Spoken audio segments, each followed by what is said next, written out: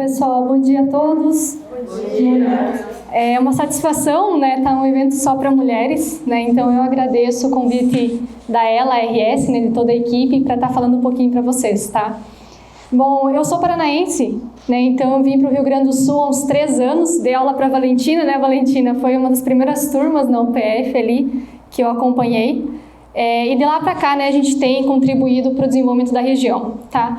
Então, o que eu vou discutir um pouquinho com vocês é mofo branco. Eu fiz meu doutorado trabalhando com mofo branco nos Estados Unidos, e aí quando eu vim para a UPF, ainda estou trabalhando com a doença em virtude da importância que tem para o Rio Grande do Sul. Né? Então, a gente vai estar discutindo algumas coisas. Se vocês tiverem alguma dúvida, vocês podem me interromper. Acho que não precisaria esperar até o final, mas se quiser deixar para o final, não tem problema também, tá? Com relação ao mofo branco, por que a gente tem ouvido tanto falar dessa doença? Caminhando para 37 milhões de hectares. Tem uma estimativa da Embrapa, e essa estimativa é de 2018, que nós teríamos 10 milhões de hectares de soja no Brasil com mofo. Se a gente pegar a safra passada, a gente observou mofo em áreas que tradicionalmente a gente não observa. Cruz Alta, algumas regiões de baixa altitude. Né? Se a gente pegar o que a gente sabe de mofo, qual que é a região que tem mofo? Região de Vacaria, Lagoa, região de altitude. Então, se a gente for dar um treinamento para aquela região, eles já estão acostumados com a doença. Outras regiões, o pessoal ainda não está acostumado, porque é um problema novo.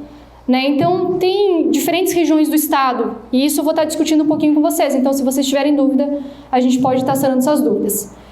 Aonde que eu quero chegar? Um pouco mais de 10 milhões de hectares. Se a gente está plantando 37 milhões de hectares de soja, 10 milhões infestados com mofo branco, é quase 1/3 da área estimada no Brasil. Então é bastante problemático porque é um patógeno de solo. É diferente da ferrugem, que é disseminada por vento, que é mais fácil a disseminação. O mofo leva mais tempo, então por isso que chama atenção essa questão do mofo em todas as regiões. Aqui seria um mapa, então o Rio Grande do Sul teria uma estimativa aí de meio milhão de hectares infestados com o patógeno. Claro que, dependendo do ano, das condições climáticas, a gente vai observar o problema mais em uma região, menos em outra, tudo vai dependendo de uma série de fatores, tá? O que tem contribuído para o aumento do problema de mofo branco no Rio Grande do Sul? Obviamente a gente tem condição favorável, tem que ter a condição de umidade. Água, precipitação, chuva é um fator determinante. Esse ano está seco, a gente está com uma condição bem difícil em termos de precipitação aqui para o Rio Grande do Sul. Vamos ter mofo? Vai depender se lá no florescimento vai ter chuva ou não. Então a gente tem que coincidir estágio de florescimento com condição climática favorável, mas principalmente precipitação. Temperatura. Normalmente o mofo é muito mais agravante em regiões de elevada temperatura pela temperatura um pouco mais amena. Por isso que a gente vai ver mais em Vacaria e em Lagoa Vermelha. Essas noites frias que está tendo agora é excelente para a doença. Condição muito, muito favorável. Mas o que está faltando agora é chuva. E a gente obviamente não tem soja florescendo. Mas se lá em janeiro a gente tiver temperaturas mais amenas, precipitação, soja florescendo, condição favorável para a ocorrência da doença. O ano passado foi o que ocorreu, chuva no florescimento, que foi muito favorável. Fora isso, o inóculo está crescendo no campo, Então, esse inóculo vem da onde?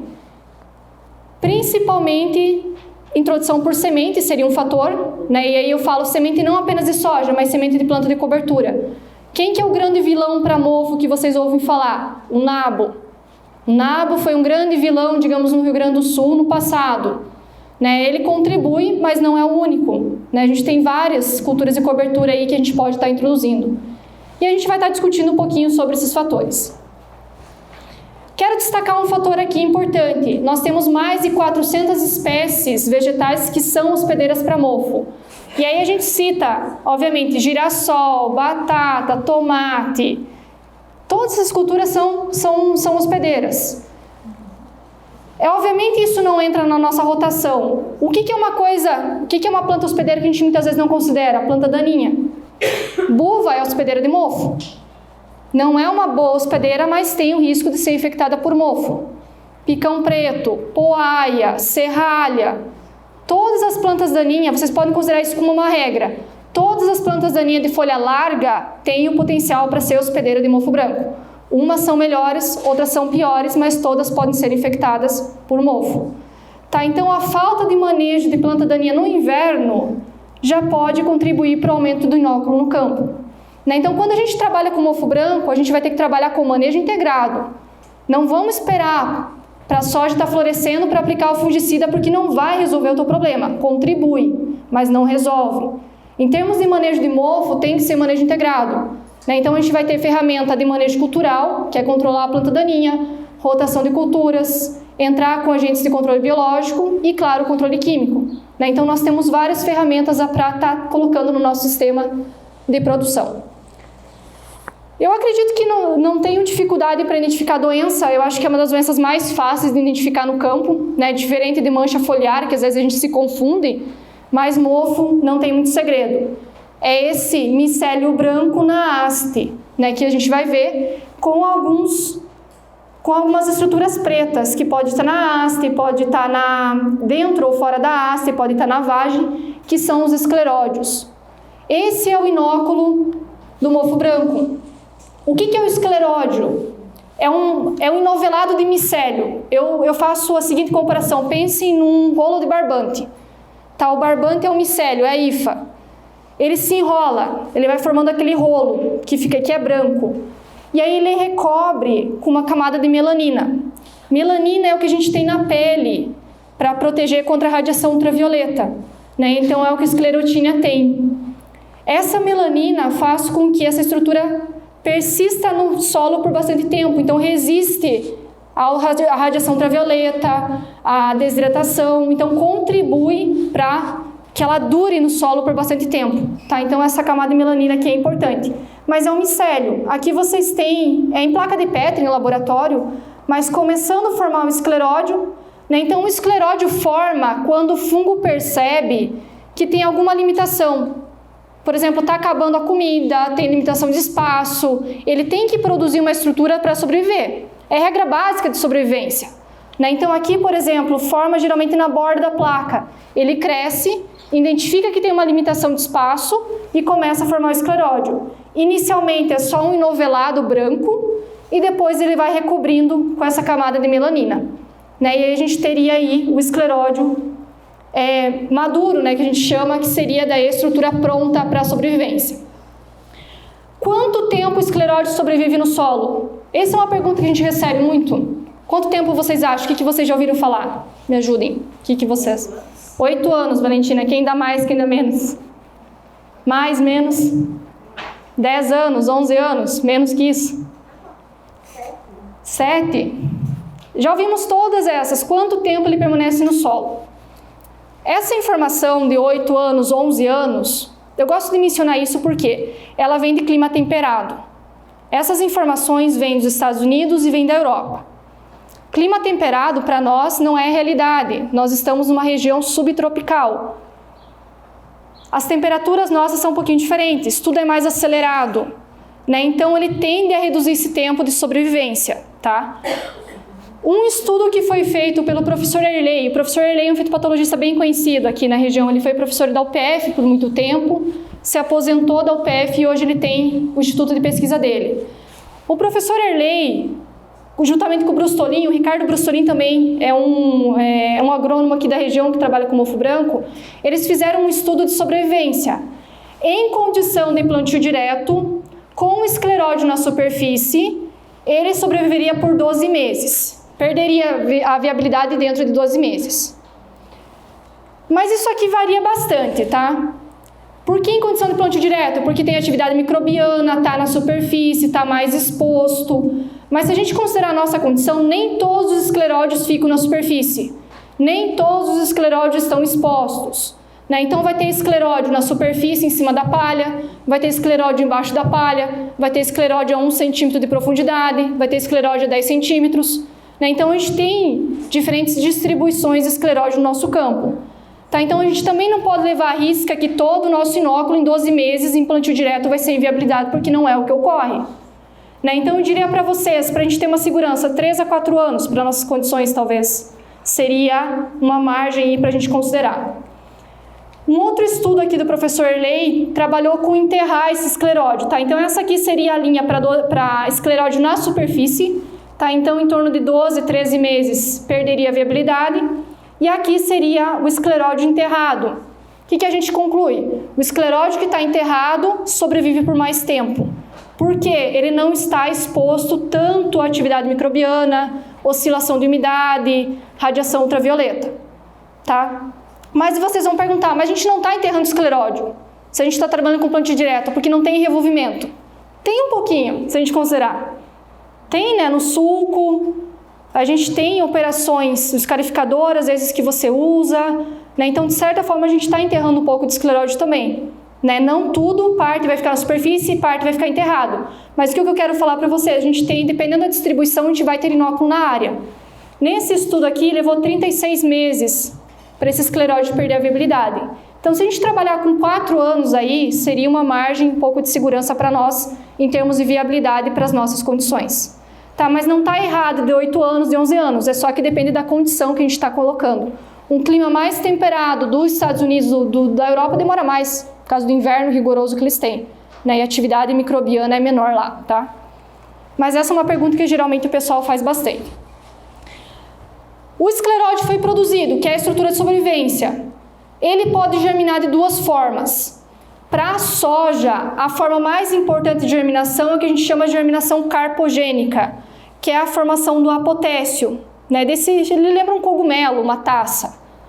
Para a soja, se eu falasse, por exemplo, para o girassol, não seria carpogênica, seria um micélio. Se eu falasse para o pimentão, é um micélio. Então depende da cultura que a gente está trabalhando. Tá? Nem todas as culturas, essa é a principal forma de germinação. Feijão, soja, essa é a principal, tá? O que desencadeia a germinação aqui? Temperatura amena e água, umidade. Tem que ter água, tá? Tem que ter umidade para esse escleróide germinar e temperatura amena. O escleróide não vai germinar a 25 graus, dessa forma aqui, a 28 graus. Então, se tiver muito quente, ele não vai germinar. E se não tiver umidade, também não. O que é uma percepção, às vezes, que o pessoal tem? Por exemplo, a soja está florescendo. Choveu essa semana e a soja está florescendo. A germinação não ocorre de um dia para o outro. Não ocorre, tá? Então, a gente tem uma indução da germinação, que pode ser até 3 semanas antes, 4 semanas antes. Então, o que acontece? Muitas vezes, desencadeou a germinação, o processo foi estimulado, o processo, mas foi da chuva que você não lembra. Aquela chuva que ocorreu 1 mês atrás, que desencadeou o processo. Tá? Então, não é necessariamente chuva no florescimento, mas a umidade que antecede o período de florescimento da soja. É isso que a gente vai ter que se atentar, porque isso pode estar desencadeando a germinação. E é isso que a gente vai ter que procurar no campo. Não é fácil achar essas estruturas. Quem já fez monitoramento de mofo não é tão fácil assim, não é todo mundo que tem um olho treinado, porque a gente acaba confundindo com outras estruturas. Tudo que está aqui é estrutura de fungo, mas não é estrutura de esclerotínia. Tá? Então, às vezes, o pessoal confunde se é um apotécio ou não. Por exemplo, esse aqui seria de esclerotínia, esse aqui não é. Tá? Então, o monitoramento de apotécio é uma forma de a gente detectar se tem condição favorável para a doença ou não, mas não é fácil de encontrar. Tá? Quem não é treinado tem que andar na lavoura bastante, tá? Não é tão simples assim para a gente achar essas estruturas. São estruturas pequenas, aqui uma moeda, por exemplo, fazendo a comparação. Né? Então, nem sempre é fácil da gente encontrar essas estruturas. Esse é só um gráfico para eu frisar alguns pontos. Com relação ao tamanho do escleródio. Quanto maior o escleródio, maior a viabilidade que ele tem, por mais tempo ele sobrevive. Tá? A gente já falou da questão de estar enterrado ou não, tá? Mas o tamanho do escleródio vai determinar quantos apotécios ele vai produzir. Tá? Então, quanto maior ele for, mais ele vai produzir. Aqui tem uma imagem de escleródio germinado na superfície e a 2 centímetros. O danado ainda germina e consegue chegar na superfície. Né? Então, a gente tem um risco aqui da germinação do escleródio que está enterrado. É menor, mas ainda ocorre. Tá? Isso ele deve medir uns 2 centímetros de altura pela escala? Isso, enterrado mais ou menos 2 centímetros aqui. Descontando aqui o apotécio daí. Tá? Mas ele consegue germinar e ainda atingir a superfície. Ele é bem danadinho nessa parte. Produziu apotécio, aí a gente tem essa massa de esporos sendo produzida. Tem estimativas que essa estrutura fica 9 dias liberando esporo. Todo dia liberando esporo, todo dia liberando esporo. Tá? Então, a gente tem uma estimativa aí que cada potéssio poderia liberar 2 milhões de esporos. Isso um apotéssio. Tá? Então, a produção de inóculo é grande quando a gente tem esses apotéssios na área. O que vai ser bem sucedido, obviamente, é bem menor que isso.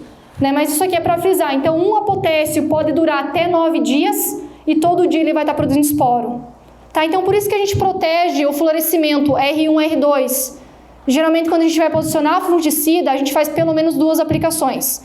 Tem algumas pessoas já trabalhando com 3 aplicações em regiões bem problemáticas, para aquelas cultivares indeterminadas, que têm um período de florescimento muito longo. Tá? Então, mais 2 aplicações geralmente é o padrão que a gente tem trabalhado para a soja. E aqui é o nosso ciclo, né? Fitopatologista gosta disso aqui, né? Ciclo da doença. Quem fez agronomia sempre tinha essas perguntas na prova, né? Desenhe o ciclo da doença ou quais são as fases, né? Então, a esclerotina vai sobreviver como escleródio. Para a soja, o apotéssio é o principal. Claro que eu tenho micélio. Se ela formar micélio, que são aqueles fiozinhos brancos, eu posso ter infecção na soja, mas não é o principal inóculo. Isso aqui vai ocorrer, por exemplo, a soja camou. Teve algum problema, ou teve o contato de uma planta que está infectada com outra planta ao lado. Aí poderia ter infecção por micélio, mas não é o principal, não é o determinante que a gente usa para delinear as estratégias de manejo, tá? Então o apotéssio aqui ainda para nós é o principal. Produziu o apotéssio, liberou os esporos, aí a gente tem infecção. Por que a flor? Tem gente que me pergunta, por que a flor? Se o fungo entra pela flor e coloniza, o que acontece?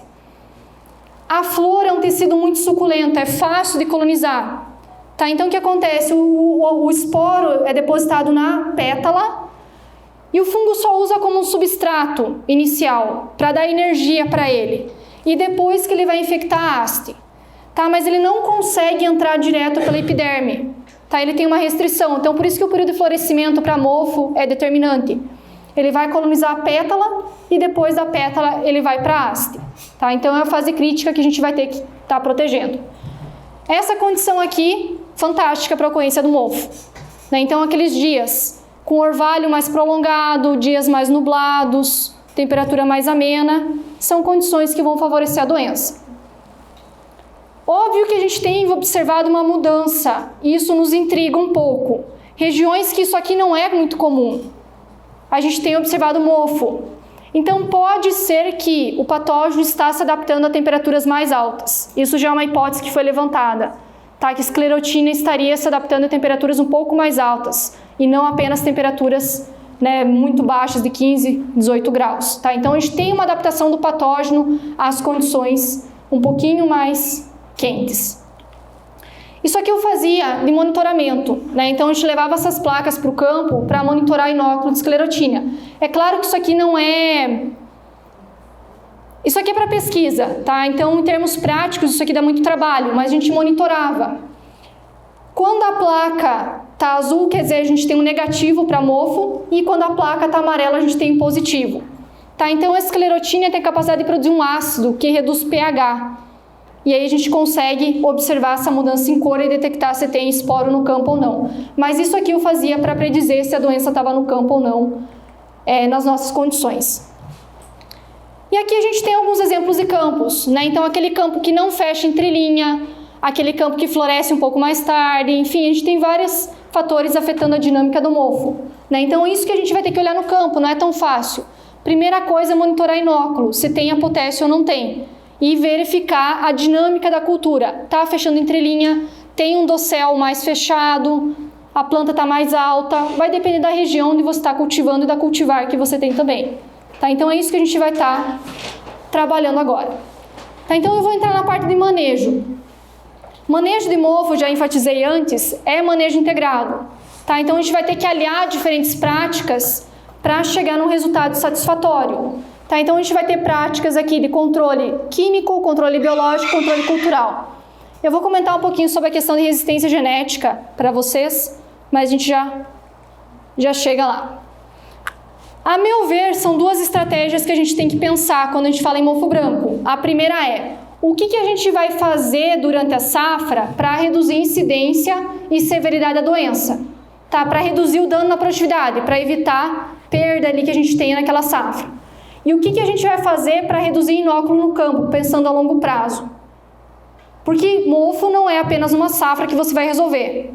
Tá? É uma doença, é tipo nematóide. Meio que você vai ter que aceitar que você vai ter que conviver com o problema por alguns anos. Tem que aceitar, não tem o que fazer.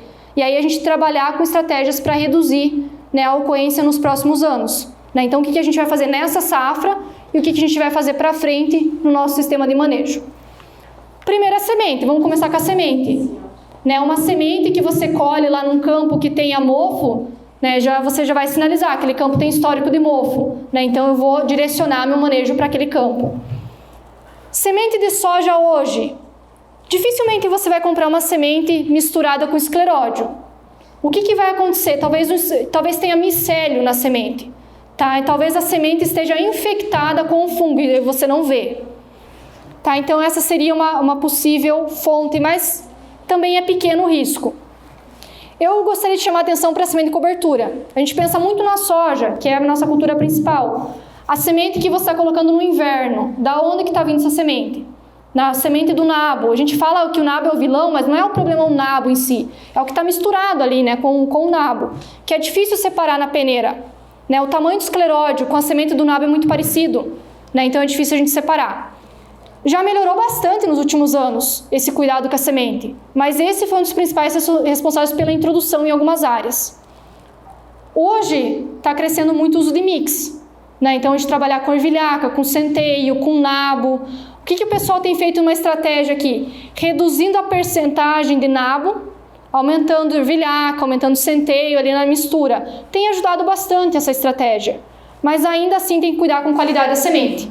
Da onde que você está trazendo essa semente de cobertura? Toma cuidado. Esse é o primeiro passo. Pode falar. Aquela máquina que seleciona por cor, tem ideia se ela realmente tira a maioria do esclerótico? Eu acho que ele ajuda um pouco se a gente tiver uma semente do tegumento que seja bem diferente em termos de cor. Mas se tiver, por exemplo, um marrom bem escuro, eu acho que ele não vai separar muito bem do preto. Mas eu não tenho muita experiência com isso. Mas o pessoal tem trabalhado para... Eu evitaria usar uma semente que tenha escleródio, qualquer... Então, a semente que você vai usar, aí teria que ver, mas eu não saberia dizer. Diga, Valentina. Eu tenho uma dúvida com relação à ervilhaca. Qual é o potencial dela de multiplicação do ovo? Porque ela também é uma folha larga, né? Sim, a ervilhaca é um pouco curioso. Ela é relatada como uma hospedeira. Se eu fizer a inoculação, isso eu fiz, colocando o micélio em cima dela, ela vai ser infectada. Então, ela é hospedeira. Em condição de campo, a gente não vê mofo na ervilhaca. Por quê? Ela demora um pouco mais para florescer. Então, no nosso sistema, é uma das que, no mix ali, é uma das que floresce por último. Então, em condição de campo, ela é menos problemática do que o nabo. Eu diria assim, mas ela é uma hospedeira ainda. Na nossa área lá em Campo Vermelho, a gente tinha esse mix e tinha ervilhaca. Só que acaba, por lá ser muito frio, a ervilhaca não desenvolve. Ela chega a florescer ou nem floresce? Ela floresce muito pouco. Então, para nós lá, a gente não observou mofo na ervilhaca. Eu andei em vários... Tem um mix. Tem um mix. Tinha nabo no mix. E a gente não observou. Sim. Cresce e vai continuar no mix. Esse ano a gente andou em vários campos, em Lagoa e Vacaria, procurando e não achamos também. Eles são hospedeiros, mas o fato de usar mix já reduz o número de plantas que você tem de nabo e de ervilhaca na área, né? Então, você coloca uma gramínea junto, já vai reduzir. Né? Então, entre plantar uma área só de nabo e usar um mix, usa um mix, com certeza. Né? Então, isso já vai reduzir bastante.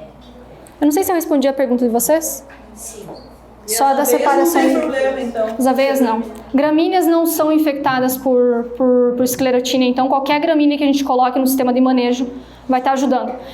Uma coisa, falando em gramíneas, foi disseminado uma informação, aqui no Rio Grande do Sul principalmente, que precisava da planta hospedeira para o escleródio germinar. Que a planta, tipo a soja, a ervilhaca, o nabo, liberavam um exudato que estimulava a germinação de escleródio. Isso não é verdadeiro. Tá? Se você pegar uma área de aveia, de azevém, de milho, você pode ter escleródio germinado no meio. Tá? Então, o estímulo para germinar escleródio é temperatura e umidade, e luz, tem a questão da luz também. Mas a presença da planta hospedeira não influencia a germinação do escleródio. Na comparação que eu faço, eu consigo germinar em laboratório, que eu tenho areia e água, tá? Então não precisa a planta hospedeira para germinar. Essa é uma informação que foi disseminada. No inverno, geralmente fica no meio do trigo, né? Isso. Pra germinar. Uhum. Esse ano eu não vi, não sei se eu olhei pouco ou se realmente não teve. Qual região que é? Aqui Aqui mesmo? É. Como que foi de chuva para vocês? Teve períodos que faltou bastante. Não, foi um ano mais seco. Sim, né? então eu acho que foi mais a precipitação esse ano que influenciou, porque começou a chover muito ali em setembro, mas Sim. que deu muita giberela e tal, a gente teve muito mais problema. Mas eu acho que foi a falta de água. Pelas previsões que eu olhei lá, 3 meses do ano que choveu mais que a média do ano passado, em relação ao ano passado. Os outros meses todos choveu menos esse ano. Sim. Então, provavelmente Foi questão de falta de água daí para germinação. Então quer dizer que ele está dormente lá. Então pode ser que se a gente tiver... pior a opção, né? Ele está dormente e começar a exatamente. chover, né? Aí que a gente queria, o que a gente gostaria? Colocar milho, colocar trigo, colocar aveia, que ele germinasse ali. Sim. Né? Que ele não ficasse sem germinar. Pessoal, como nós estamos fazendo um evento que nós vamos também transmitir depois pelo YouTube, quando vocês forem fazer uma pergunta, eu vou sugerir que daí vocês me avisem, só levantem a mão que eu levo o microfone para captar melhor o áudio. Só essa questão que a professora comentou da planta hospedeira, aqui, pegar essa região de Passo Fundo, em áreas de histórico, quando a gente observou, por exemplo, do céu fechado de trigo e de cevada, a gente viu a potássio germinado, né? Então essa questão muitas vezes até não como você falou, pela chuva, mas plantel fechado já forma um microclima que é favorável para a questão de umidade para germinar, né? Com certeza, então, é o microclima. As áreas de histórico, que nem falo pelos campos que a gente acompanha de trigo e cevada, a gente viu a potássio, sim, nessas áreas de mofo branco. E é isso que a gente quer, né, Dani? Que ele germine ali, na gramínea, que daí ele não vai multiplicar o inóculo. Que ele germine na entre-safra, na entre-safra de soja, que eu digo. Ou que germine num campo que tenha gramínea, que ele não vai multiplicar.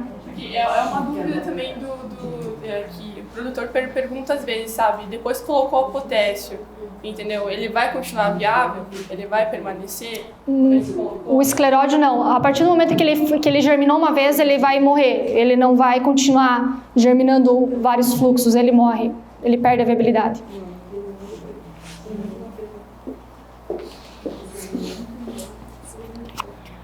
Prof, eu tenho visto, não sei se procede, mas o pessoal tem manejado o nabo na floração com algum glifosato, alguma coisa assim, para inibir a floração e evitar essa multiplicação do mofo. Tem sentido isso? Minha opinião. Aí é minha opinião, daí vocês podem separar se vocês acatam ou não. É um tiro no pé. Tá? Tu colocar só nabo e esperar o florescimento para você fazer dessecação e depois rolar, que é o que o pessoal faz. Por quê? O nabo tem infecção pela flor, sim, mas o nabo também tem infecção pelo micélio.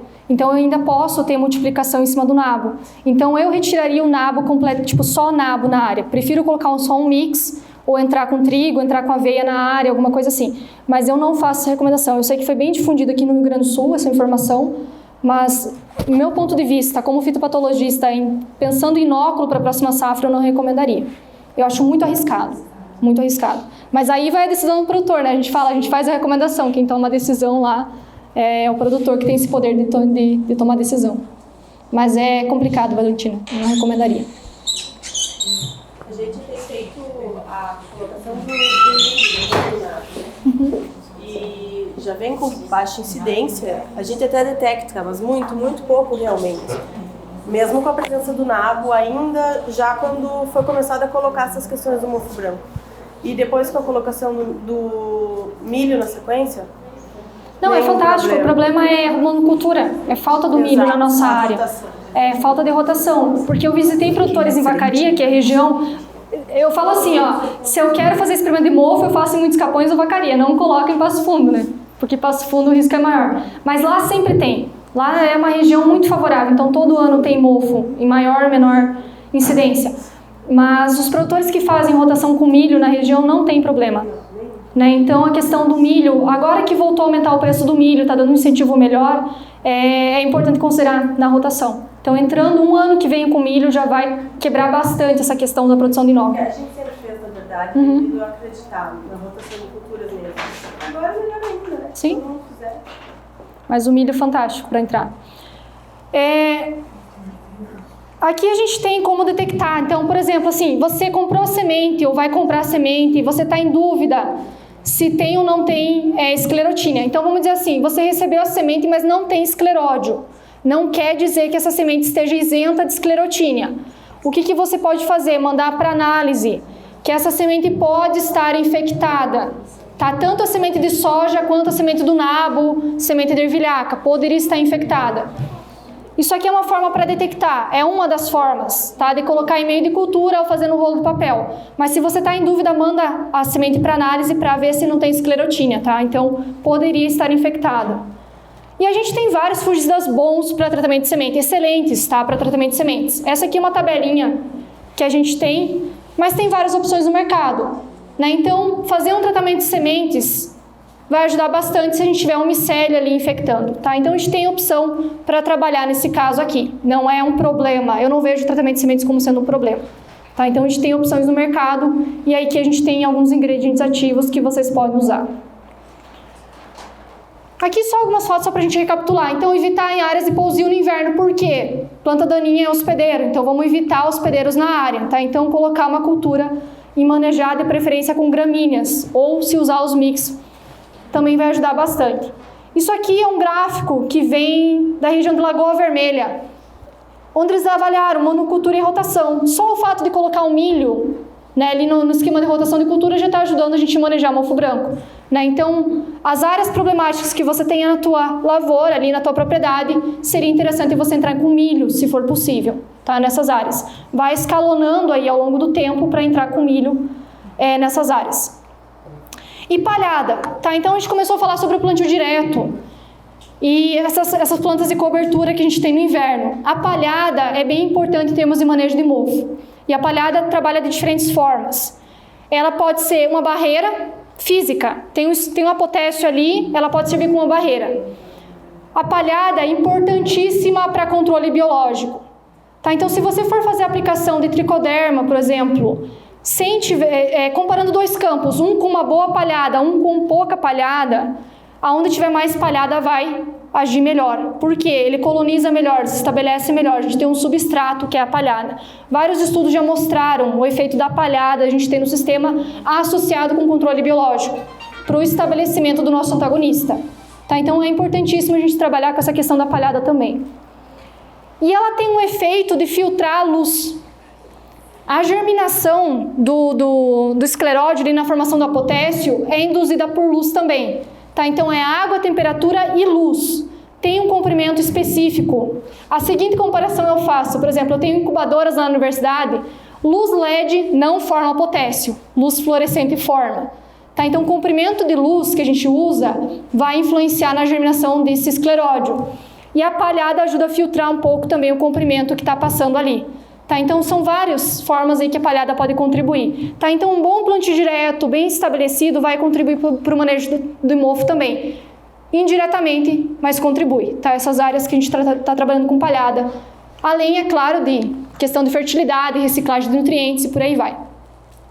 Limpeza de máquinas e equipamentos. Isso aqui muitas vezes é negligenciado, mas eu gosto de mencionar. Correria da colheita, vai chover, tem que colher campo, né? Então, recomendação, se tem histórico de mofo, deixa para colher por último, se for possível.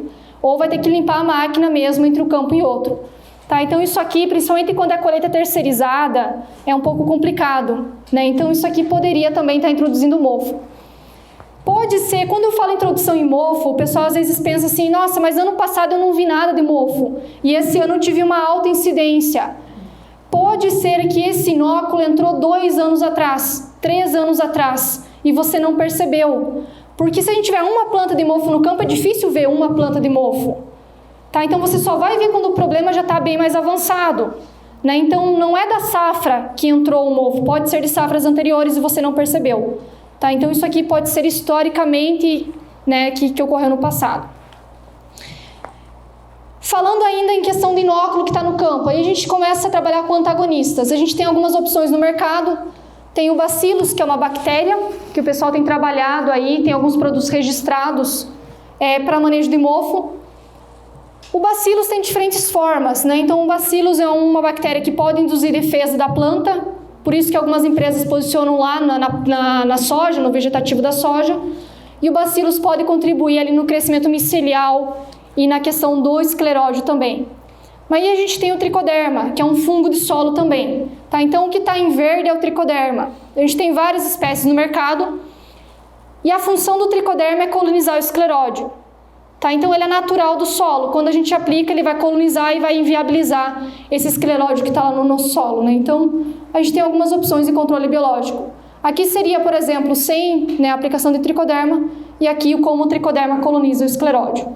Tá? Então, a gente tem vários produtos aí que a gente pode estar colocando no nosso sistema de manejo, né, para estar focando no inóculo. Tá? Tudo que a gente falou até agora é focar no inóculo para evitar o problema lá na soja. Falando agora, o que a gente pode fazer para reduzir a incidência e severidade durante a safra. Tá? Então, tudo que a gente falou é redução do inóculo, né, antes da gente começar a safra. Tá? Então, algumas coisas que o pessoal pergunta. Tem cultivar resistente? Da experiência de vocês, tem cultivar ou não tem? O que vocês ouvem falar? Tem alguma coisa. Tem algumas cultivares que não são altamente resistentes no mercado. Tem algumas cultivares classificadas como moderadamente resistentes. Tá? Tem alguma coisinha no mercado. Mas as cultivares brasileiras, em termos gerais, não têm bom nível de resistência ao mofo branco. O que a gente tem? Uma coisa que a gente chama aqui na fitopatologia de mecanismo de escape. São características das plantas, eu só vou passar aqui, que favorecem ou desfavorecem o mofo. Por exemplo, cultivares que ramificam muito, vai formar um dossel muito mais adensado. Então, é desfavorável. Então, é conhecer a cultivar que vocês vão trabalhar. Tá? Esse é o primeiro ponto. Tem que perguntar realmente para as empresas detentoras o que eles recomendariam nesses casos. Mas optar, por exemplo, por cultivares mais eretas. Por exemplo, vamos falar a cultivar mais plantada, uma das mais plantadas é a Zeus, que ganhou lá o SESB. Zeus não ramifica muito em relação a outros cultivares, então o pessoal começou a falar, Zeus é resistente a mofo, eu ouvi isso, mas não é, Zeus é suscetível. Mas em função dela não ramificar tanto, ela desfavorece. Né? Então, se você colocar Zeus em uma região que tem histórico de mofo, se der a condição favorável, ele pode ter bastante doença, tá? Mas ela não é resistente. Tá? Então, a questão da arquitetura aqui vai ser importante para a gente trabalhar com as cultivares. Cultivares mais precoces. Tem várias cultivares no mercado e as regiões onde tem muito mofo, o pessoal tem optado por cultivares mais precoces também. Elas escapam o período ali na maioria das vezes, né? Elas escapam um período mais favorável para a infecção. Aumento do espaçamento. Quando eu falo isso aqui, muita gente é bem resistente, essa é a palavra que eu estava obrigada. Aumento de espaçamento é bem complicado, em função das máquinas que a gente tem, do sistema de operação e tudo mais. Mas tem algumas pessoas em muitos capões já pensando em aumentar um pouquinho. 5 centímetros, ali uns 55 centímetros. Tá? Ao invés de usar 45, vamos para 55. Tá? Regiões com muito inóculo e condição bastante favorável, algumas pessoas já estão pensando em aumentar um pouquinho o espaçamento. Por que aumentar esse espaçamento? Isso aqui influencia o microclima. Tá? Então, vai demorar para fechar a entrelinha, a condição vai circular mais ar. Tá? Então, essa é uma forma indireta de a gente controlar a doença, tá? Tendo uma circulação de ar e reduzindo o clima favorável. Só que não adianta você aumentar esse espaçamento e aumentar a população, aumentar a densidade. Então, a gente vai ter que trabalhar essa dinâmica aqui, bem cuidadosa. Tá? Então, quantas plantas a gente está deixando na linha e a questão do espaçamento. Mas a gente não pode densar demais. Então, alta população e espaçamento reduzido desfavorece doença. Tá? Então, um campus com bastante risco de mofo tem que aumentar um pouquinho, talvez. Se não quiser mexer no espaçamento, reduzir um pouquinho a população. Tá? Então, deixa o espaçamento como está, mas reduz um pouco a população para não ter um microclima muito favorável. Cultivares, né? Falando de cultivares determinadas ou indeterminadas. O pessoal antes falava, eu posso entrar com uma determinada. Ativa é determinada e dá muito mofo, super suscetível. Né? Então, aqui a gente não tem muita relação, tá? Se a cultivar é determinada ou não. Qual que é o risco das indeterminadas? Período de florescimento longo. Tá? Então, a gente pega aí muito tempo florescendo, por isso que algumas pessoas já estão falando em ter 3 aplicações.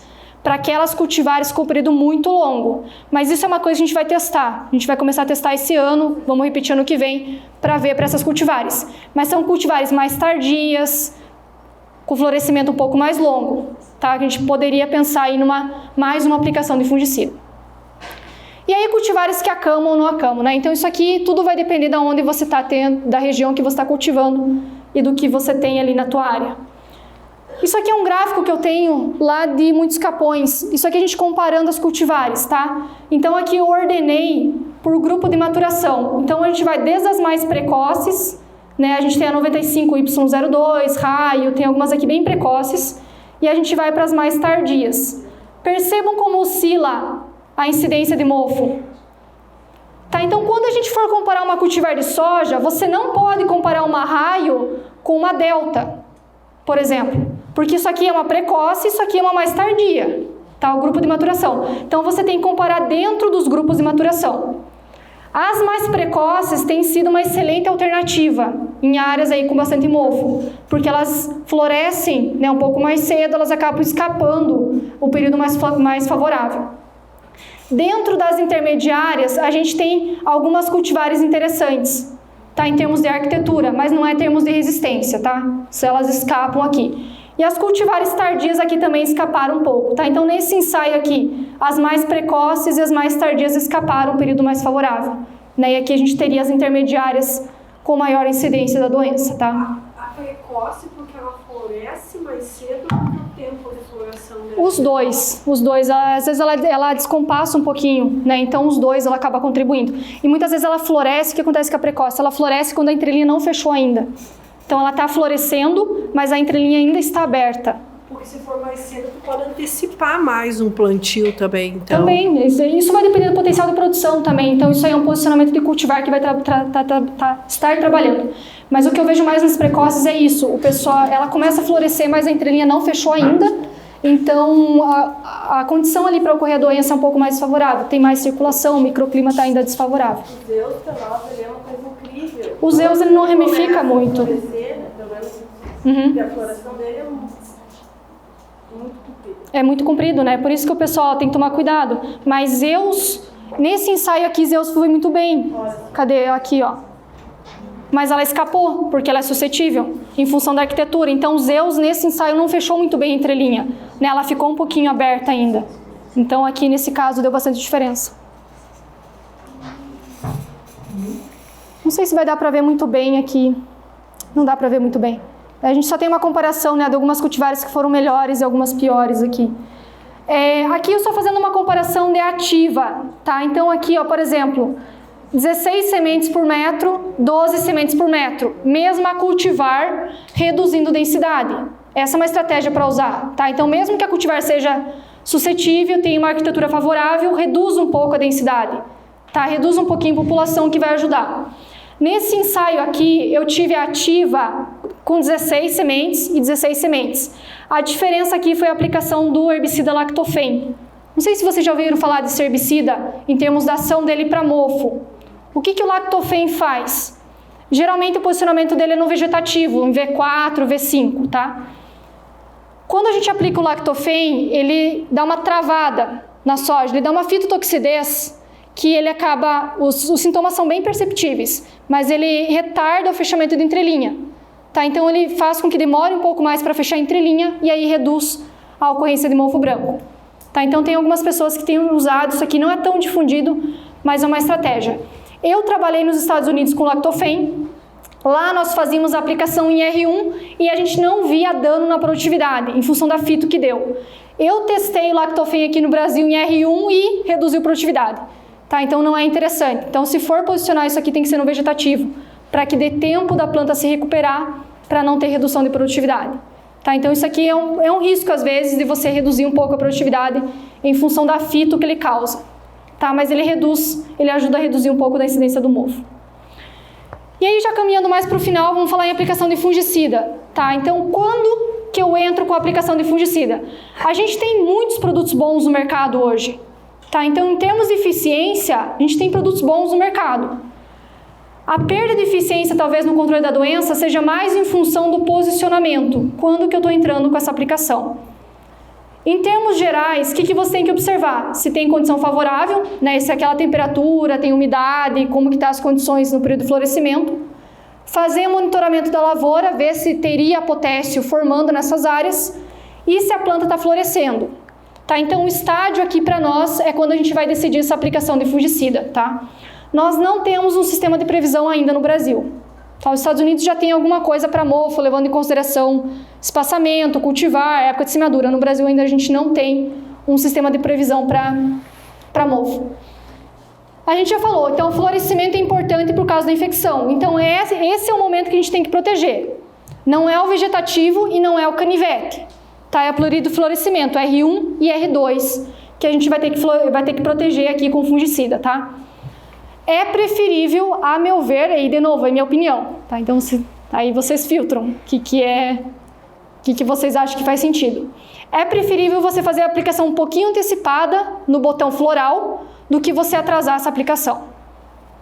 Tá? Então, você fazer um pouquinho antes. Tem que ser preventivo. A aplicação para mofo tem que ser preventivo. Se você já viu mofo na área, esquece. Vamos trabalhar para o próximo ano, tá? Viu mofo, viu micélio, esquece, já foi. Não tem o que fazer. Não tem fungicida que pare o mofo ali. O mofo, depois que pega a planta, ele evolui muito rápido. Tá? Então, não tem fungicida que vai segurar a doença depois, tá? Então, a gente tem que trabalhar preventivo. Antes de ver a doença, a gente vai ter que entrar com essa aplicação de fungicida, tá? E aí, você monitorar. Aqui que está o ponto-chave de mofo. O que está acontecendo primeiro? Isso é um pouco difícil da gente definir. Está fechando entrelinha ou está florescendo? É essa a dinâmica. Por exemplo, assim, tem cultivares indeterminadas que está fechando entrelinha, elas não começaram a florescer ainda. Tem cultivares que ainda não fechou entrelinha e está florescendo. E o que eu faço? Tá, então, eu digo que vier primeiro, tem que monitorar. Se é uma cultivar suscetível, tem condição favorável para mofo e a cultivar está florescendo, entrar com a aplicação, mesmo que não fechou entrelinha ainda. Se não está florescendo e a entrelinha está fechando, tem que entrar com a aplicação de fungicida, porque é bacheiro. É a mesma dinâmica para a ferrugem. Que a gente fala, tem que proteger bacheiro, mofo é a mesma coisa, então tem que entrar com fungicida ali para proteger, né, o bacheiro da planta. Mas é essa dinâmica, ou é fechamento de entrelinha ou é florescimento. Tá? O que vier primeiro é o que a gente vai determinar aqui no posicionamento do fungicida. Tá? Então é basicamente aqui, onde a gente vai mais ver mofo, é terço inferior, terço médio. Terço superior, né, a gente pode ver alguma coisa de mofo, mas é pouco relevante. E aí nós temos várias opções aí no mercado. Tem fungicidas mais curativos, por exemplo, o tiofanato, né, a boscalida bem preventivo, o flazinam é uma boa opção também, a gente vai trabalhar com vários fungicidas aqui. O fluopirão, um fungicida mais novo, que chegou, né, para mofo, mas é uma das classes mais novas aí de posicionamento, tá? Então a gente tem uns mais históricos e alguns aqui um pouco mais novos para trabalhar. Esses aqui são os ensaios cooperativos da Embrapa, tá? E tem alguns resultados também, mas eu trouxe aqui só para a gente fazer alguns comparativos. O que está sendo preconizado para mofo? R1, então seria R1 ou fechamento de entrelinha, o que vier primeiro. E seguir com uma segunda aplicação, de 7 a 10 dias. E aí que está uma resistência também, o pessoal está tentando casar com a aplicação para ferrugem. É difícil o pessoal... Tipo, por exemplo, assim, eu não quero entrar com uma aplicação adicional para mofo. Eu quero usar o fungicida junto na aplicação de ferrugem. Se a gente tem histórico de ocorrência na área, infelizmente vai ter que entrar com uma aplicação intermediária aqui. Tá? Você entrando em R1 e aí fazendo uma sequencial de 7 a 10 dias. Não passar mais que isso. Tá? A gente não pode ter um intervalo de 15 dias, porque senão é muito longo para mofo. Né? Geralmente é aqui que a gente vai trabalhar. 7 a 10, dependendo se você consegue entrar na área, né, com esses fungicidas. Aqui eu só coloquei algumas cores para facilitar a interpretação. O que a Embrapa apresenta para nós? Valores de incidência, né? Então, por exemplo, aqui a gente tem a porcentagem de controle, né, com alguns fungicidas. O que está em amarelo é até 60% de controle, o que está em azul até 70% e o que tiver em verde mais de 70% de controle. Tá, então aqui é a aplicação R1 mais uma sequencial 10 dias após a primeira aplicação. Eles avaliam também a porcentagem de redução de escleródio. Então tem alguns fungicidas que têm uma capacidade maior de reduzir os escleródios que são formados na planta. Tá? Essa informação aqui, eu tenho um certo receio com isso aqui. Porque se eu tenho menor incidência, é claro que eu vou produzir menos escleródio. Tá? Então tem que tomar um pouco de cuidado aqui. Eu faria essa comparação na mesma condição de incidência. Tá? Por exemplo, 20% de incidência. Qual fungicida reduz mais a formação de escleródio? Aqui eles estão fazendo a comparação, porcentagem de redução de escleródio, mas relacionado com incidência. Tá? Então essa informação aqui é um pouco complicada a gente trabalhar. Eu não dou muita... Né? Não seria muita importância, mas eu tenho um pouco de receio em termos de recomendar um fungicida pensando em reduzir escleródio. Tá? A gente teria que recomendar pensando em reduzir a incidência da doença ou até mesmo severidade. Eu fiz um cálculo rápido aqui só para a gente ver o potencial de escleródio que a gente teria. Tá? Então, se a gente tivesse uma média de produção de 3 kg de escleródio, que foi o que a testemunha produziu aqui, se um escleródio, o maior deles, tivesse 0,06 gramas, a gente teria 56 mil escleródios remanescentes, né? E se a gente fizesse uma aplicação de fungicida, a gente reduziria para 14 mil. Tá? Mas isso aqui é em função de redução de incidência da doença, que a gente está reduzindo inóculo para a próxima safra. Tá? A gente não controla 100%. Óbvio que controle químico a gente não tem 100% de controle. Isso aqui são mais alguns dados da Embrapa, dos ensaios cooperativos. Tá? Isso aqui é 2018 e 2019. A testemunha com 46% de incidência, e aí a gente tem os fungicidas aqui chegando a 58% de controle. Tá? Então é isso que você vai ter com o controle químico, 50%, 60%, 70%, vai depender aí da safra e do nível de incidência que a gente tem no campo. Por exemplo, isso aqui representou 23 sacas de diferença, né, em relação à testemunha. Ensaios e muitos capões eu já tive diferença de 40 sacas. Né, com a aplicação de fungicida. Né? Então, obviamente que é uma ferramenta importantíssima para a gente trabalhar.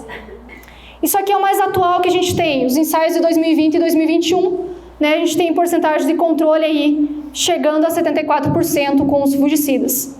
Tá? Então, tendo nesse caso aqui uma diferença de 14 sacas. Então essa diferença de produtividade vai variar de ano para ano, né, de cultivar para cultivar, mas é claro que o controle químico aqui, né, é uma ferramenta importantíssima quando a gente fala de mofo branco.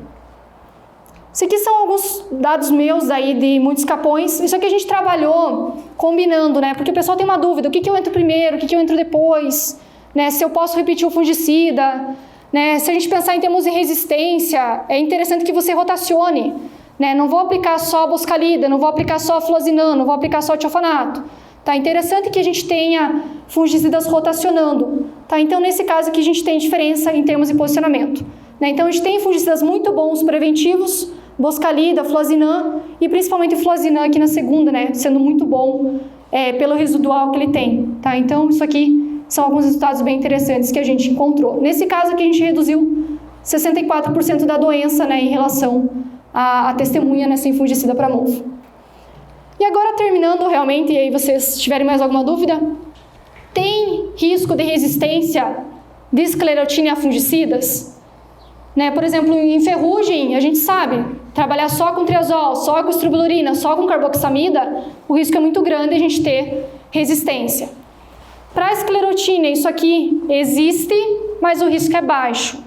Tá? Então, a gente tem no Brasil detectado um caso de resistência em feijão para tiofanato metílico, que é um benzimidazol.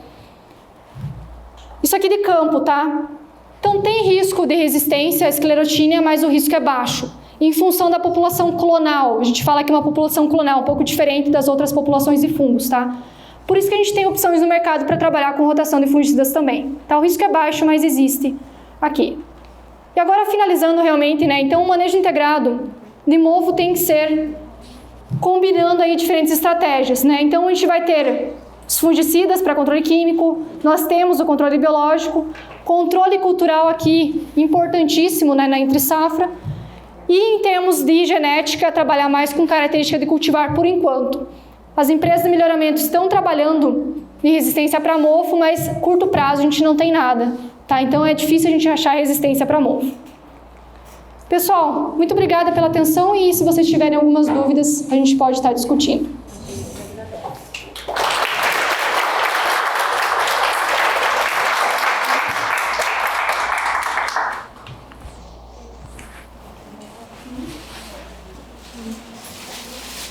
Prof, eu tenho uma dúvida com relação ao manejo do inóculo, do mofo com o tricoderma. qual que seria o melhor momento para aplicação do tricoderma? Pensando, por exemplo, eu tenho uma veia preta para cobertura pré-soja. Em que momento seria adequado e quantas aplicações eu deveria fazer? A gente fala em manejo de biológico, quanto mais melhor, né? Se você tiver, quanto mais... O que acontece, Valentina? A gente tem que aumentar a população do antagonista, né? Então, na área, para a gente estabelecer melhor.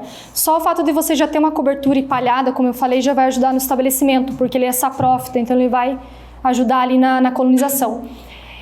Tem algumas empresas que recomendam o vegetativo da soja, eu acho que está muito em cima para você entrar com a aplicação do tricoderma. Para mim, o manejo de tricoderma é mais na entre-safra. Tá? Então, muitas vezes o que eu falo, às vezes o manejo de agentes de controle biológico, colheu a soja, vamos já entrar, se tiver a opção. Né? Então, quanto mais você fizer logo pós-colheita de soja, que você tenha palhada, você poderia entrar logo após a colheita da soja, você poderia entrar na metade do inverno e poderia entrar antes da semeadura da soja. Tem gente colocando junto com o herbicida na dessecação, e aí vai ter que ver compatibilidade, mas em geral, Dani pode me ajudar, mas não tem muito problema de compatibilidade com os herbicidas? Não, aí está muito atrelado a questão de formulação que a gente fala, né? Então, falando mais a questão da parte técnica, essa questão de mistura de tanque está muito atrelado a como que é formulado o produto. Então, muitas vezes a gente consegue, a questão de herbicida no geral a gente consegue trabalhar. Aí quando a gente parte para a questão, vamos dizer, de fungicidas, aí também depende do grupo químico que a gente trabalha na mistura. Então, mas geralmente, Valentina, eu veria mais a questão do controle biológico entre safra. Não esperar a soja para chegar. Não que não vai ter um efeito se você aplicasse, por exemplo, o tricoderma no vegetativo da soja. Vai, mas até ele se estabelecer, até ele colonizar, entende? O tempo que a gente está trabalhando ali é muito curto, né? E manejo com controles biológicos a gente vai trabalhar a longo prazo, né? A gente está trazendo várias vezes, a gente colocando ele, a gente vai construindo uma população de antagonistas na nossa área. A gente tem um termo que a gente usa, solo supressivo, é quando a gente tiver um solo que tem a própria capacidade de controlar os patógenos, né? É isso que a gente almeja, mas é difícil no nosso sistema de monocultura a gente chegar nesse nível. Mas o bom da gente trabalhar com agentes de controle biológico é que não é só mofo. Então a gente vai pegar, por exemplo, macrofomina. Para nós, macrofomina é muito problemático. Se a gente pega ali final de safra, que dá uma estiagem, né, o problema da macrofomina é grande. Né, e não há o que a gente faça para macrofomina, por exemplo. Risoctônia, enfim, outros fungos de solo, aí, fusarium que a gente tem. Então a gente tem o tricoderma agindo em outros patossistemas também. Só que me indicaram me informaram que para aplicar o tricoderma tem que ser com muita umidade, ou logo depois de uma chuva, ou até durante a chuva. E foi o que eu fiz, assim, eu apliquei e já estava chovendo. Me disseram que se não for assim...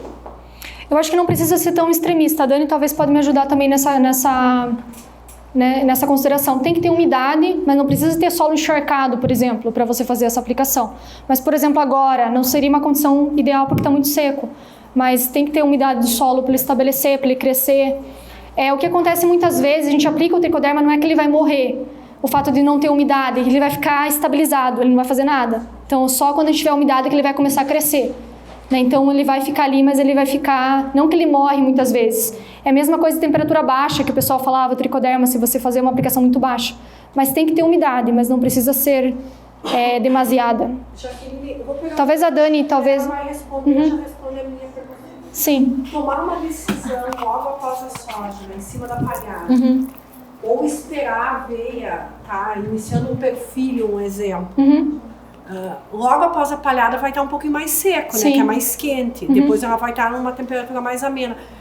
Nesses dois casos, a decisão seria melhor logo em cima da palhada ou esperar a aveia começar a perfilhar? Eu esperaria a aveia perfilhar. Eu já vi resultados bem satisfatórios dessa aplicação nessa condição que você descreve. Nesse caso, sim, pensando em questão de umidade, eu optaria pela questão da aveia e do perfilhamento. Nesse caso, sim. Professora, eu queria ver contigo assim, não sei se tu tem trabalhos do uso de tricoderma no sulco. Voltado para mofo branco, ele tem bastante ação no sulco ou só para as outras doenças? Vamos pensar assim, aonde que está a maior parte do inóculo para mofo? Está na superfície. Tem escleródio enterrado? Tem. Essa aplicação no sulco, a meu ver, é muito localizada.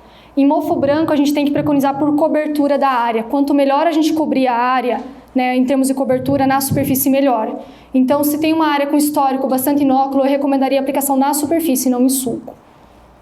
Porque é muito localizada. Não que não vai ter efeito, mas ele vai ter efeito mais talvez no escleróide que esteja ali, até ele chegar na superfície. É uma dinâmica um pouco complicada. Eu acho muito localizada para mofo. Mas a minha pergunta é, a nossa região lá tem muito problema de doença de solo, é Lagoa Vermelha, muitos capões, Capão Bonito. E a gente tem problemas de macrofomina, tem problema de fusário. Então, o que eu queria ver contigo existem trabalhos de sulco também para essas doenças? Focando nessas doenças. Focando nessas doenças. Eu acho que ninguém nunca testou, talvez o professor Ricardo Casa tenha testado alguma coisa, ele é de Lages, né, que ele trabalha com podridão radicular, mas nesse caso sim. Agora, falando em termos de mofo, eu não recomendaria implicação no sulco se você pode fazer em cobertura. Mas se a gente pensar em podridões radiculares outras, nesse caso sim, poderia ser utilizado. Nesse ano a gente passou a adotar essa alternativa também, porque a gente não tem, além de tudo, não tem só mofo branco, sabe? Sim. Então eu queria saber se tinha algum resultado, mas eu vou dar uma pesquisada. Eu não tenho nada que eu testei. Obrigada.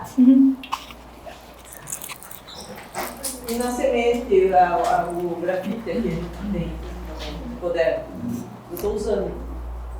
Dizem que... A semente eu vejo a mesma questão, é uma aplicação bem localizada em termos de mofo.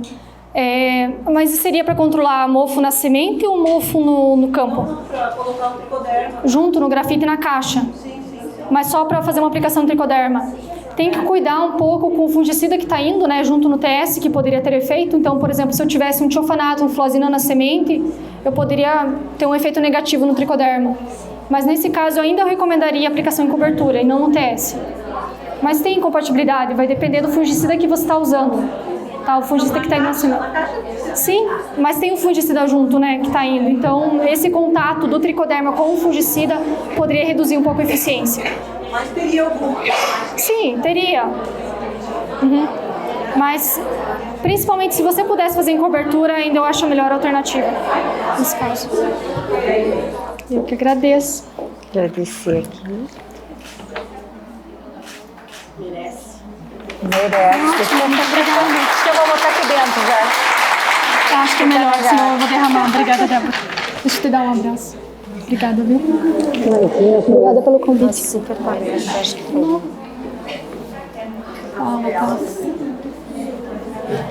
Nós agradecemos imensamente a participação da professora Jaqueline. Eu acho que ela nos trouxe bastante contribuição, né, no que nós enfrentamos na lavoura. Esse tema do mofo branco foi o que mais foi sugerido, né, pelas pessoas da produção do LRS. Eu acho que muito tem a contribuir nesse momento que a gente está, né, da safra. Eu vou agradecer novamente aos nossos patrocinadores, a Três Tentos, a FMC, a Copert, a LCLC Máquinas, John Deere, ao Sicredi e a Iara. Sem eles, nós não poderíamos fazer esse encontro aqui, trazer a professora, fazer essa confraternização que nós estamos fazendo hoje.